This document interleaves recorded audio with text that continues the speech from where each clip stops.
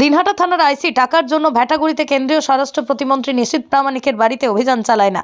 এমনকি গোটা মহকুমায় গাঁজা কাটার অভিযান চালানো হলেও ভ্যাটাগুড়ি সেটা থেকে বঞ্চিত থাকে।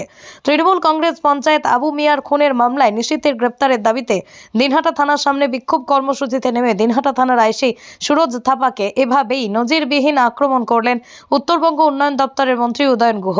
এদিন মন্ত্রী জানান, নিশীথের বাড়িতে অভিযান চালানো হলেও যদি বেআইনি অস্ত্র, টাকা ও সমাজবিরোধী উদ্ধার না হয় তাহলে তিনি মন্ত্রিত্ব ছেড়ে দেবেন।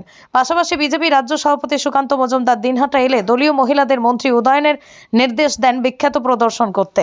আইডিয়াল ন্যাশনাল একাডেমি বালকদের একটি আদর্শ আবাসিক শিক্ষা প্রতিষ্ঠান। এখানে অডিও ভিজুয়াল ও আধুনিক শিক্ষার পাশাপাশি ধর্মীয় শিক্ষা প্রদান করা হয়। সেই সাথে ছাত্রদের সুস্বাস্থ্য বজায় রাখতে মাঝে মাঝে অভিজ্ঞ ডাক্তারদের দ্বারা চেক আপ করানো হয় ও সুষম খাবার প্রদান করা হয়। আপনার সন্তানের সুস্থ, সুন্দর ও উজ্জ্বল ভবিষ্যৎ গড়ে তুলতে চলে আসুন দিনহাটার বাবুপাড়া 2 নম্বর ওয়ার্ডে আইডিয়াল ন্যাশনাল একাডেমি মিশনে, অথবা যোগাযোগ করুন 9800711212 অথবা 9932230750 এই নম্বরে।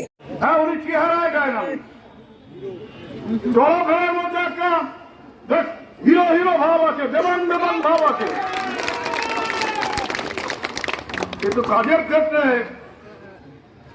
ভ্যাটাগুড়িতে ওনার গুটি বাঁধা আছে।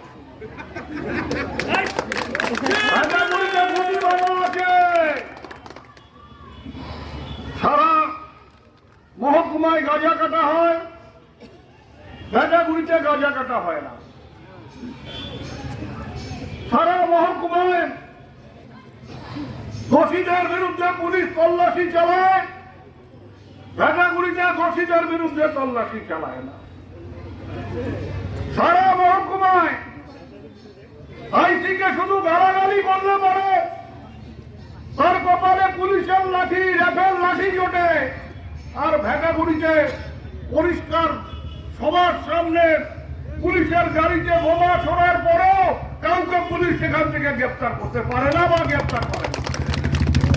এটা মনে হয় ওই যে লম্বা লম্বা কাগজ যার মধ্যে গান্ধীজির ছবি থাকে, তার খেলা। তার ফলে আইসি সাহেব এখানে এক কাজ করেন, ওখানে আর এক কাজ করেন।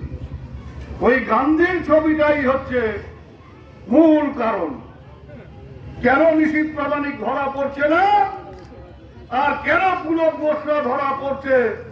কারণটা হচ্ছে গান্ধী মূর্তি, গান্ধীর ছবি। ওই গান্ধীর ছবি সরিয়ে দিন, নিশীথ প্রামাণিকও ধরা পড়বে। আমার খারাপ লাগে বলতে,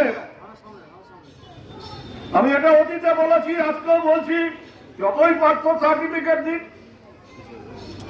কুচবিহার জেলার কিছু পুলিশ অফিসার তাদের টিকিট জমানা আছে বিজেপির সাথে। মানুষের গণতান্ত্রিক অধিকারকে রক্ষা করতে গেলে, মানুষের বাঁচার আন্দোলনকে রক্ষা করতে গেলে এদের বিরুদ্ধে রাস্তায় নামতে হবে, প্রয়োজনে রাস্তায় নামতে হবে।